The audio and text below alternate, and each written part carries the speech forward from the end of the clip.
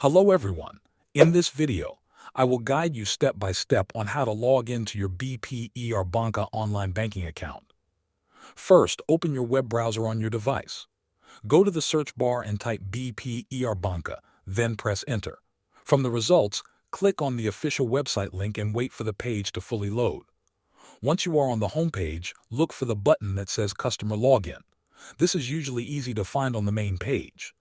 Click on it to continue. Next, you will be asked to choose the type of account you want to access. You may see options like Smart Web, Smart CBI, or Digital Corporate. Select the one that matches your account. After that, you will be taken to the login page. Here, you need to enter your login details. In the first field, type your alias or user code. If you do not remember your user code, click on the option that says Retrieve User Code. Then enter your email address and follow the steps to receive your code. Now, move to the password field and enter your password carefully.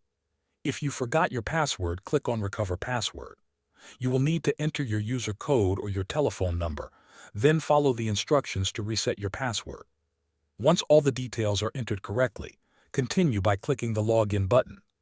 After a few moments, you will be logged into your account and can start using the online banking services. Thanks for watching.